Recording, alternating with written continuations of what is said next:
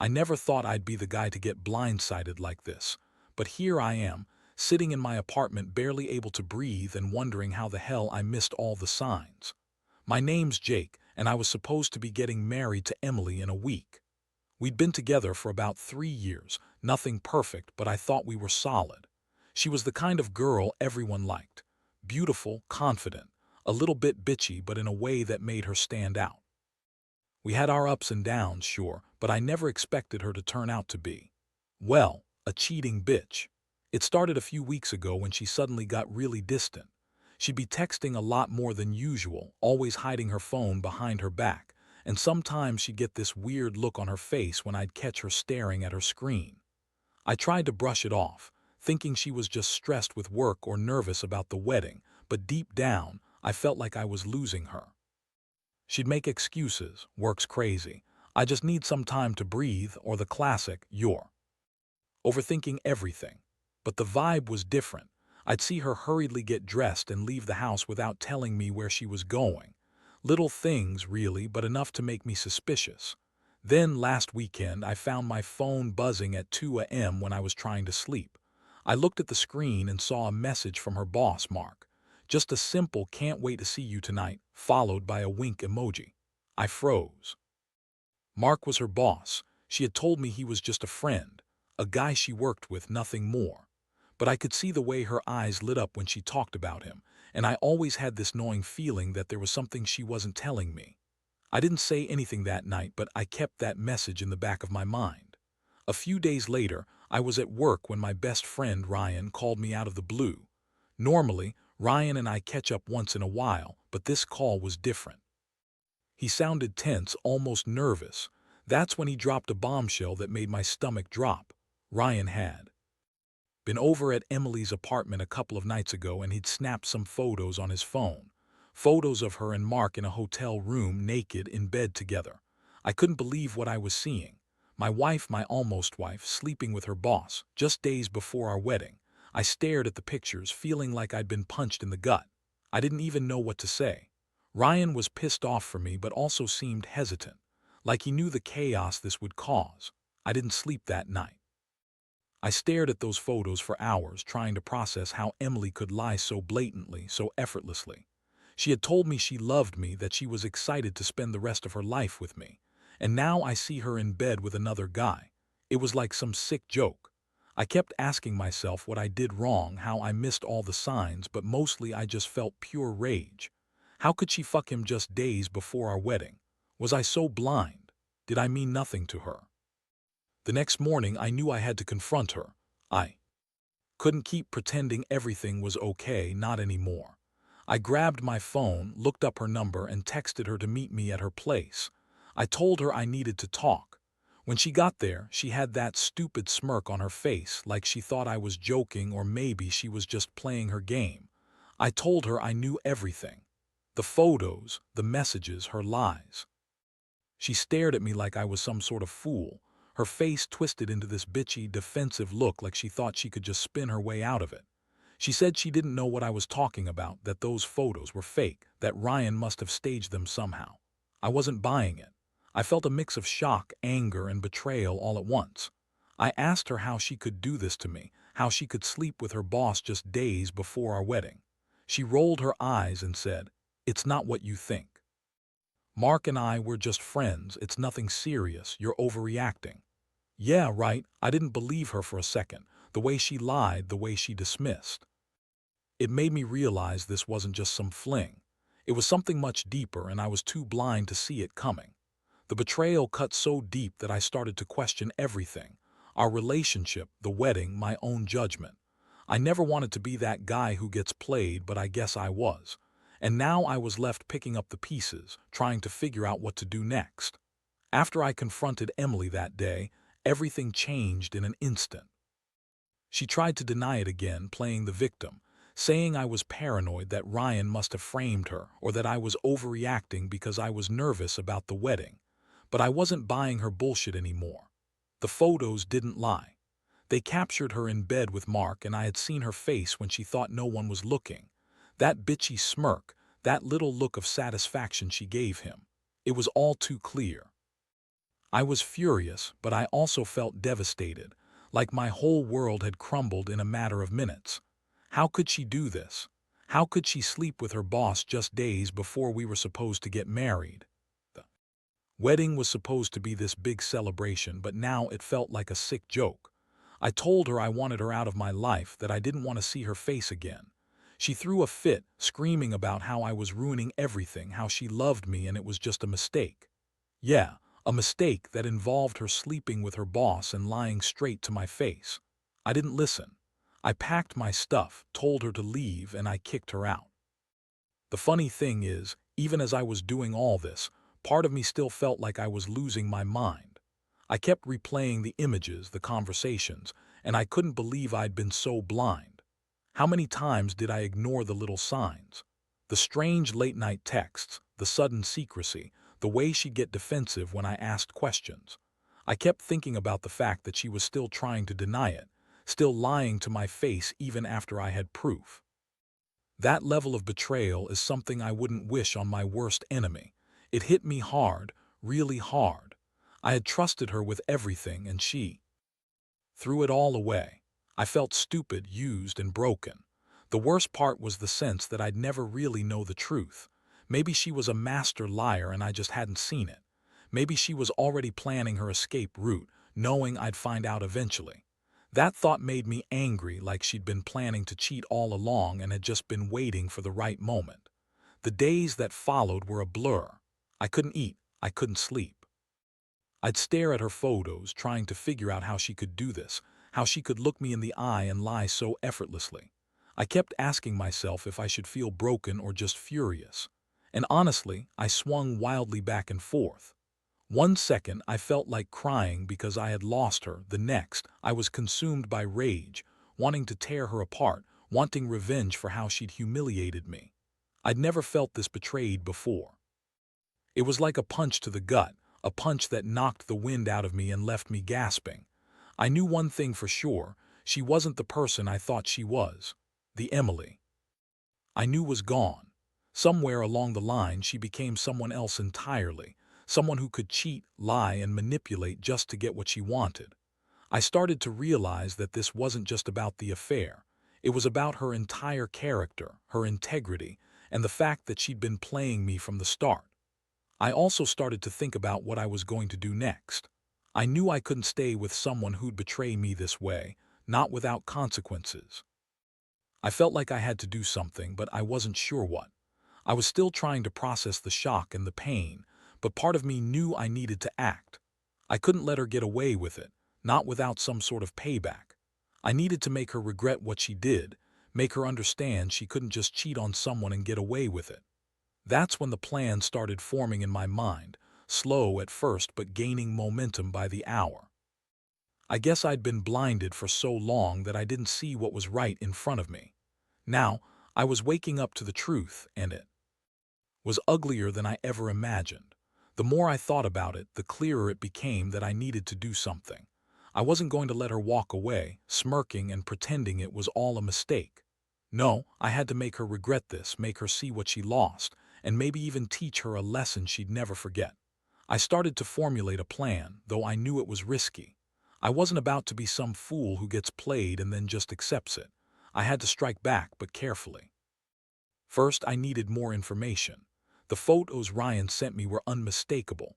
There was no denying it now. Emily in bed with Mark, her body tangled in his, her face flushed with pleasure. I stared at the images for hours, trying to understand how I'd missed all the signs. I played the scenarios over and over in my head. Had she been cheating on me for months? Did she plan this all along? The thought made my stomach turn. I couldn't believe I'd been so naive, so blind to her lies. It was like being punched again, but this time I knew I had to fight back. I didn't reach out to Emily right away. Instead, I started gathering evidence of my own. I had her social media accounts, her emails, her phone, stuff I kept from her because I wanted to be prepared. I wanted to make sure I had every piece of dirt if I decided to go nuclear. I also reached out to Ryan, asking him for details. I needed to know everything: when, where, how often. The more I learned, the more furious I got. She had been sneaking around behind my back for who knows how long, and I'd been too blind to see it. Then I remembered something her mother told me early in our relationship, how Emily was always a little too confident, a little too bitchy when she didn't get her way. That attitude, that sharp tongue, I'd always thought it was just her personality. Now I saw it differently. I saw her manipulation, her lies, her ability to spin stories so perfectly that I doubted my own judgment. She was good at covering her tracks, but not good enough. I had the proof, and I was ready to use it. My plan wasn't just about confronting her, it was about making her realize that she couldn't lie her way out of this. I wanted her to see the damage she'd caused, not just to me but to herself.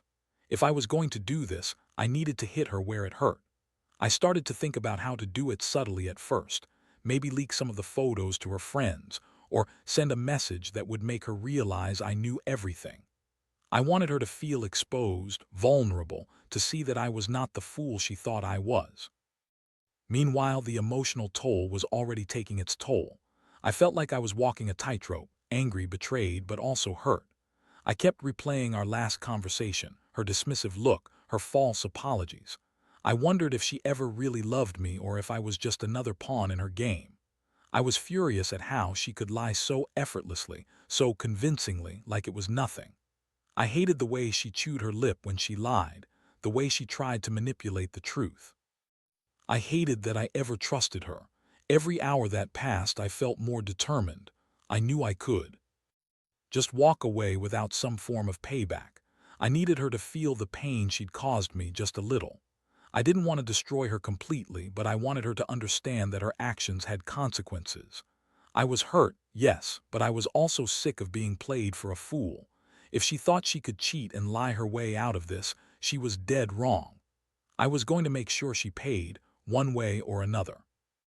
I had the evidence, I had the motive, and I had the plan forming in my mind, ready to execute. I just hoped I was ready for what came next. The next step in my plan was to make her feel the weight of her betrayal without immediately blowing everything up. I still needed some control, some leverage, so I started subtly. I sent her a message that was vague enough to make her nervous but not outright confrontational. Just something like, "We need to talk. It's important." That way she'd know I'd found out, but I hadn't revealed everything explicitly. I wanted her to sweat a little, to realize I wasn't going to be the pushover I once was. Over the next day or two, I kept pushing. I kept the pressure on, but I didn't tip my hand completely. She was still trying to deny everything, throwing out more lies. "It's just work. Mark and I are just friends. You're overreacting," and other bullshit. But her voice was shaky, her tone defensive. I saw her squirm, and that made me feel a little better. I wasn't just some fool who'd been played. I was finally in control of the narrative, even if just a little. Meanwhile, I did some digging into Mark. I found out where he lived, what he drove, and some of his own secrets. Nothing too crazy, just enough to remind her that I was serious, that I knew everything. The thought of using this information to blackmail or threaten her crossed my mind, but I didn't want to go that far. Not yet. I wanted her to understand I was serious, that I had the power now. Her reactions to my messages became even more revealing. She started to crack, trying to be the bitchy, confident woman she normally was, but her eyes betrayed her. She'd get angry, then defensive. Then desperate, she'd throw in more lies trying to spin her way out of it, but I was done playing nice. I responded coldly and with purpose. I wanted her to see that I'd been patient, but I wasn't going to stay that way for long. That night she showed up at my door unexpectedly. I could tell she'd been crying. Her makeup was smudged, her hair a mess. She tried to act like she was innocent, like I was the crazy one for doubting her. But I didn't buy it. I looked her straight in the eyes and told her I knew she slept with Mark, that I had proof. She started to lie again, but I cut her off. "Save it," I said. "I've seen enough. You can keep pretending, but I'm done with your bullshit." Her face twitched with fury, then guilt. She knew she was cornered. That was the point I decided I'd had enough of her lies. I told her I was going to expose her publicly if I had to. I wanted her to feel the full weight of her actions. I was ready to leak the photos to her friends, her family, anyone mattered. I wanted her to understand that she couldn't cheat and lie her way out of this. I was done being the nice guy. I was tired of feeling like the fool. This wasn't just about revenge. It was about forcing her to confront what she'd done, face the consequences, and maybe, just maybe, realize she couldn't keep treating people like dirt. The night was tense. She spat insults, calling me pathetic, saying I was overreacting. But I could see the panic in her eyes. She knew I wasn't bluffing anymore. I had the evidence, the plan, and the resolve. I wanted her to see that her betrayal had consequences, big ones. I wasn't going to let her slide, not this time. I was going to make her regret ever crossing me, and I was prepared to do whatever it took to make that happen. The emotional roller coaster was just beginning, and I knew once I hit the button there'd be no going back. But honestly, I didn't care. She deserved it. The next morning, I woke up feeling like I'd been punched in the stomach. My mind was racing with all the possibilities. I knew I had to follow through with my plan, no matter how much it hurt or how much I didn't want to do it. I couldn't let her get away with this. That bitch had played me for a fool, and I was about to make her pay. First, I set everything in motion by drafting a message to send to her friends and some of her closer contacts. I kept it vague enough to stir suspicion, but clear enough to make her realize I knew what she'd done. I sent the message late that afternoon. It read something like, "I saw some things I never expected. Just wanted everyone to know the truth before it's too late." I didn't specify what I knew, just enough to make her panic. I knew her social circle, her coworkers, her friends, and I was banking on the fact that once the rumors started, she'd be exposed for what she really was. I wanted her to feel the chaos I'd been feeling all along. Not long after, I started to get responses. Some of her friends started asking questions. Others told her they knew something was wrong. I could tell she was losing control. Her texts to me became frantic, full of begging and threats, trying to spin her way out. But I wasn't having it. I had my own game now. I kept quiet, watching her squirm, knowing the ball was in my court. That evening, I made the final move. I sent an anonymous email to her boss, Mark, with a link to the photos and a message that implied I knew everything about his affair with Emily. I made sure it looked like it was coming from someone outside their little circle, so they wouldn't trace it back to me. It was a calculated move, enough to make Mark sweat and maybe even get him to panic. I wanted him to realize that his career and reputation were on the line if he kept playing his dirty game. Meanwhile, Emily was losing her shit. She was calling me non-stop, crying, begging me to delete the email, promising it was all a mistake, that she loved me. But I'd already heard enough. I told her she should start packing her bags because I wasn't going to let her slither her way out this time. I told her I was done, that she'd ruined everything and I'd make sure everyone knew the truth. She screamed at me, called me crazy, said I was ruining her life, but deep down I knew it was her own doing. She'd gone too far. The next couple of hours were chaos. Mark called me furious, trying to deny everything, but I just laughed and told him I had the proof. Emily's friends started to distance themselves from her, and I could see her world unraveling. I felt a strange mix of satisfaction and emptiness. I'd finally taken control, but at what cost? This wasn't just about her cheating. It was about the fact that I had been played, manipulated, used. The woman I was supposed to marry had slept with her boss just days before our wedding, and now the whole world was starting to know. Honestly, I didn't know how to feel. Part of me wanted to break down, scream, cry.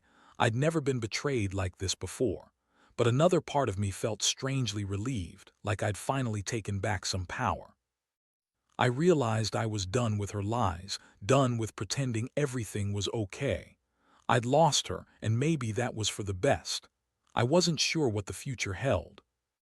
But I knew I'd come out of this stronger. I learned that trust is fragile and betrayal cuts deeper than I ever thought possible. But I also learned that sometimes you have to fight fire with fire. Because if you don't stand up for yourself, no one else will. In the days that followed, everything changed. The fallout was immediate and brutal. Mark was forced to confront his own reputation, with colleagues and clients questioning his integrity. Emily's social circle shattered as her lies and betrayal came to light. She tried to spin her story, claiming everything was a mistake, that I had somehow manipulated her or that I was just jealous. But the evidence was there, her own photos, her own words, and no amount of lies could undo that. I watched from the sidelines, feeling a strange mixture of relief and emptiness. Part of me wanted to feel victorious, to revel in her humiliation, but mostly I felt numb. I was angry, so angry I didn't know what to do with that rage.